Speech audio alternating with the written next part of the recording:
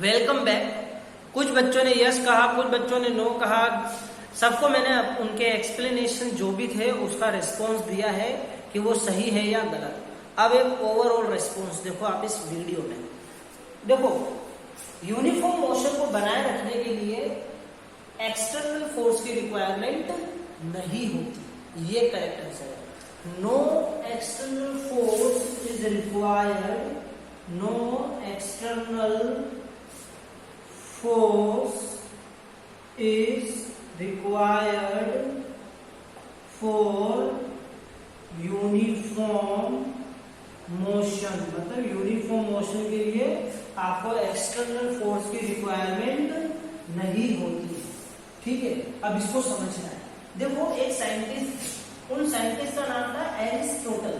क्या नाम था उनका? एरिस्टोटल है वो, क्या correct? The name of the scientist is Aristotle.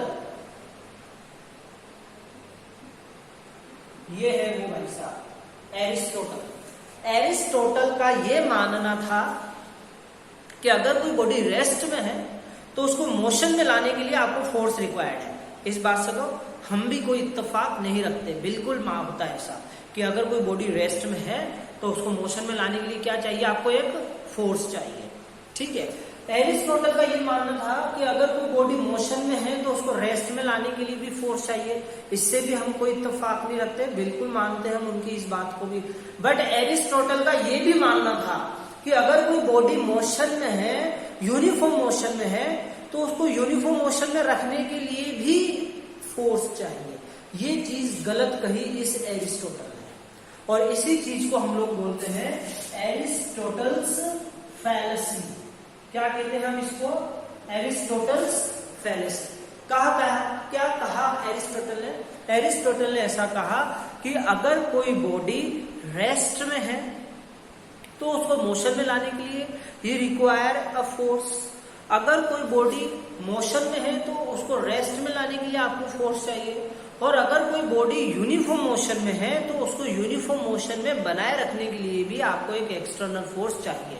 तो ये जो थर्ड चीज बोली है एरिस्टोटल ने कि that body undergoing uniform motion requires an application of external force to maintain that uniform motion is known as Aristotle's fallacy.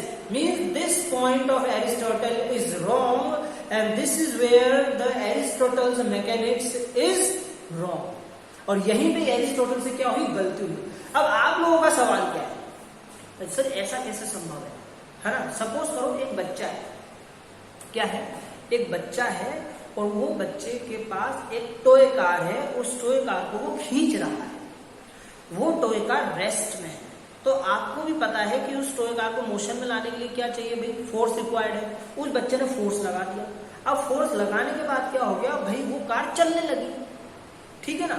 तो suppose वो कार 10 किलोमीटर पर आवर से चल रही है। ठीक है, तो अब उसको आप क्या कहोगे कि सर अब अगर इसको 10 किलोमीटर पर आवर से कंटिन्यू चलना है तो हमें फोर्स तो लगाना पड़ेगा ना, नहीं तो ये रुक जाएगी। अरे भाई साहब, रुक जाएगी, पर क्यों रुकेगी? क्योंकि फ्रिक्शन फोर्स लग रहा है। उस फ्रिक्शन फोर्स की वजह से ये रुक जाती है। और ये फ्रिक्शन फोर्स उस गाड़ी के जो मोशन है उसकी अपोजिट डायरेक्शन में लग रहा है। क्या होता अगर ये फ्रिक्शन फोर्स नहीं होता? तो हमें ये समझना है क्या होता अगर फ्रिक्शन फोर्स नहीं होता तो देखो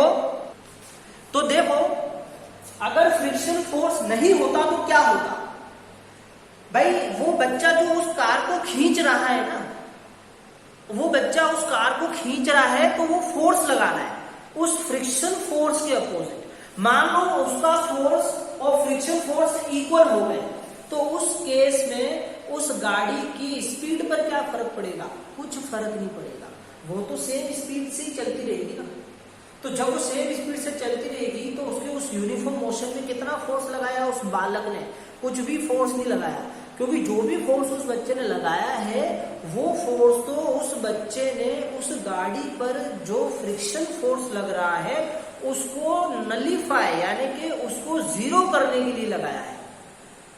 सपोज फ्रिक्शन फोर्स लग रहा है 10 न्यूटन और वो बालक फोर्स लगाता है 11 न्यूटन, तो इस वक्त वो बच्चा जो है 1 न्यूटन तो उस वक्त ये बॉडी जो है, ये जो कार है, जो टॉय कार है, ये एक्सेलरेट करेगी, ये यूनिफॉर्म मोशन में नहीं होगी।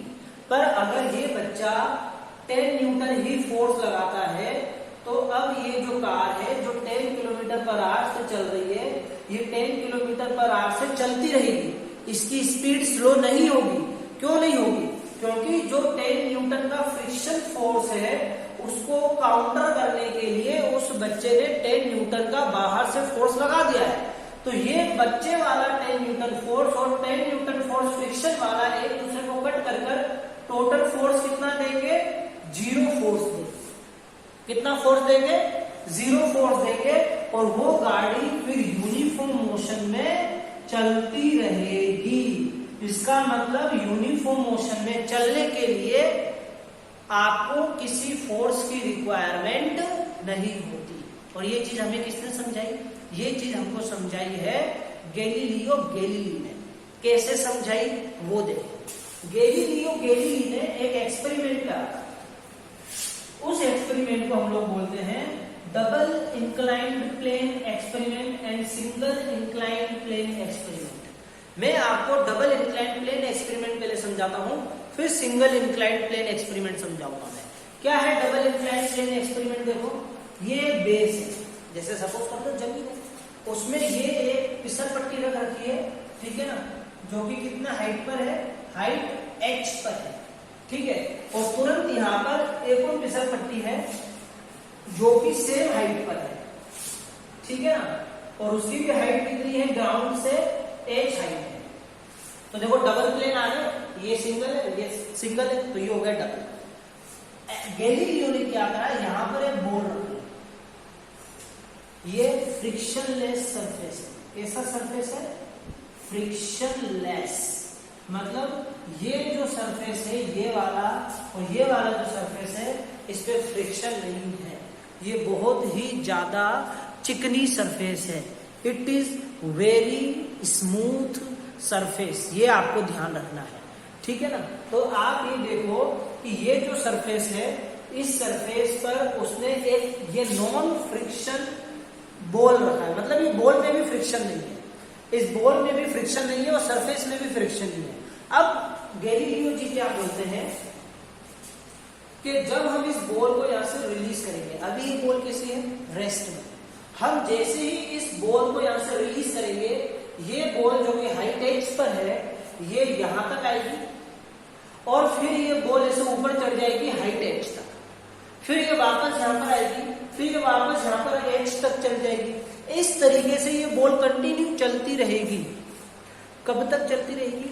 तब तक चलती रहेगी जब तक कि मैं इस पर कोई एक्सटर्नल फोर्स इसको रोकने के लिए न लगाऊं। जब मैं इस पर एक एक्सटर्नल फोर्स लगाऊंगा इसको रोकने के लिए, तब ये रुकेगी, अदरवाइज ये अपना मोशन कंटिन्यू करेगी। मतलब ये एक यूनिफॉर्म मोशन हुआ, क्योंकि भाई यहां से यहां पर ऐसे आती रहेगी और यहां से यहां पर आती रहेगी। मतलब यूनिफॉर्म तो नहीं है, बट ये कह दो ये एक एक्सेलरेटेड मोशन है।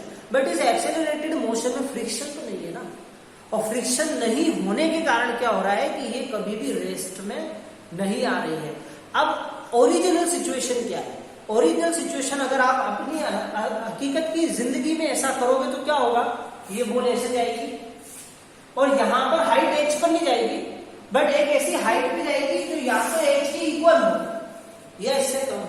मतलब या तो एकदम टॉप पे चली जाएगी या थोड़ा यहां चली जाएगी, है ना। दोनों में हाइट बराबर नहीं होगी। फिर ये धीरे धीरे क्या होगा? ये बॉल आकर रेस्ट में रुक जाती है। हमारी रियल लाइफ में ऐसा होता है। और क्यों रुक गई है? क्योंकि फ्रिक्शनलेस सरफेस नहीं है। फ्रिक्शनलेस सरफेस नहीं है। अगर फ्रिक्शनलेस सरफेस होती तो क्या होता? ये कंटिन्यू ऐसे चलती रहती, ठीक है ना। अब आप सिंगल इंक्लाइंड प्लेन देखो, ठीक है। सिंगल इंक्लाइंड प्लेन का क्या है? देखो आप, अब आपके पास क्या है कि एक प्लेन है, सिंगल इंक्लाइंड प्लेन है। कैसा है single inclined plane? Single inclined plane आपके पास इस तरीके का है। ये है आपके पास प्लेन, ठीक है ना। और ये आपके पास है सर्कल, आपने क्या किया है, सर्कल नहीं है, ये फुटबॉल है, आपने इस फुटबॉल को यहाँ पे पकड़ के रखा है, रेस्ट में रखा है, तो ये कब तक रेस्ट में रहेगी? ये तब तक रेस्ट में रहेगी जब तक कि इसको मोशन में लाने के लिए एक एक्सटर्नल फोर्स न लगाया जाए। ये चीज आप लोगों को बहुत अच्छे से पता है कि कोई भी बॉडी जो है वो बॉडी तब तक रेस्ट में रहेगी जब तक कि उसको मोशन में लाने के लिए एक एक्सटर्नल फोर्स न लगाया जाए। ठीक है, अब मैंने क्या किया, मैंने इसको यहां से छोड़ दिया। छोड़ने के बाद क्या होगा, ये बॉल ऐसे रोल करके यूं सीधी चलती जाएगी, रुकेगी नहीं कभी। क्यों नहीं रुकेगी? क्योंकि ये जो सरफेस है वो कैसा सरफेस है, फ्रिक्शनलेस सरफेस है। और ये बॉल कैसी है, ये बॉल भी फ्रिक्शनलेस है, तो फ्रिक्शन तो है ही। और जब फ्रिक्शन नहीं है तो मतलब इस बॉल को रोकने का कोई हमारे पास एक्सटर्नल मीडियम नहीं है, तो ये बॉल क्या करेगी, ये बॉल अपना यूनिफॉर्म मोशन कंटिन्यू करेगी। भाई देखो यहां तक तो एक्सेलरेट करेगी, फिर इसके बाद तो सेम ही स्पीड रहेगी, तो यानी कि अब ये इस लीनियर पाथ पर सेम स्पीड से चलेगी, यानी कि यूनिफॉर्म मोशन पे चलेगी। तो तब ये जब ये इस स्ट्रेट पाथ पे चलेगी, मतलब जब ये यूनिफॉर्म मोशन में चलेगी, तब क्या कोई एक्सटर्नल फोर्स लग रहा है? नहीं लग रहा। तो मतलब इस बॉडी को यूनिफॉर्म मोशन में रखने के लिए भी कोई एक्सटर्नल फोर्स की रिक्वायरमेंट नहीं है। तो गैलीलियो गैलीली ने क्या कहा, गैलीलियो गैलीली ने ऐसा कहा कि अगर कोई बॉडी रेस्ट में है तो वो बॉडी रेस्ट में ही रहेगी, और अगर कोई बॉडी यूनिफॉर्म मोशन में है तो वो बॉडी यूनिफॉर्म मोशन में ही रहेगी। कब तक? तब तक जब तक, मतलब कोई बॉडी रेस्ट में है तो रेस्ट में ही रहेगी, और अगर वो बॉडी यूनिफॉर्म मोशन में है तो वो बॉडी यूनिफॉर्म मोशन में ही रहेगी। कब तक? तब तक रहेगी जब तक के एक्सटर्नल फोर्स न लगाया जाए। अगर कोई बॉडी रेस्ट में है तो वो रेस्ट में ही रहेगी। कब तक? जब तक कि आप उस पर एक्सटर्नल फोर्स नहीं लगाते। जैसे ही आपने उस पर एक्सटर्नल फोर्स लगाया तो वो जो बॉडी रेस्ट में है वो मोशन में आ जाएगी। और अगर कोई बॉडी है जो कि यूनिफॉर्म मोशन में है तो उस यूनिफॉर्म मोशन में मूव जो बॉडी कर रही है उसको यूनिफॉर्म मोशन में मूव करने के लिए कोई एक्सटर्नल फोर्स की रिक्वायरमेंट नहीं है। बट अगर आप उसमें कोई भी एक्सटर्नल फोर्स लगाते हो तो उसका वो यूनिफॉर्म मोशन तोड़ा जा सकता है। This is what Galileo said and this is known as law of inertia. क्या कहते हैं हम लोग इसको? इसको हम लोग कहते हैं लॉ ऑफ इनर्शिया। इसका मतलब ये होता है, लॉ ऑफ इनर्शिया का मतलब ये होता है कि कोई भी बॉडी जो है जो रेस्ट में है वो रेस्ट में ही रहना चाहती है, और अगर वो यूनिफॉर्म मोशन में है तो वो यूनिफॉर्म मोशन में ही रहना चाहती है। कब तक? तब तक जब तक कि उस पर कोई एक्सटर्नल फोर्स न लगाया जाए। Correct? This is known as law of inertia. ठीक है, थैंक यू।